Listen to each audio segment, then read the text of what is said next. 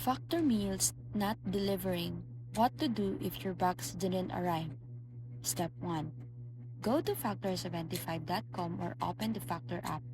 Navigate to My Deliveries and check your tracking number. See if it's in transit, delayed, or marked as delivered. Sometimes, it's still with the courier, even if it says delivered. Step 2. Check around your porch, apartment office, or garage. Ask neighbors if they receive it by mistake. Some drivers may leave it in the hidden spots or take photos of delivery.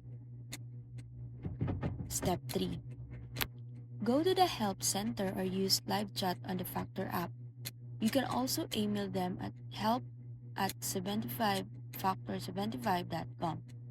Provide your order number, address, and tracking info. Request a refund or replacement if the box was lost or spoiled. Step 4. If your box is delayed and meals arrive warm or spoiled, take photos immediately. Contact support with photos of damaged meals. Most customers receive credit or refunds for compromised deliveries. Prevent future issues. Add delivery instructions to your account. Track every order via email or app updates. Consider switching to more reliable delivery window issues persist. So that's it.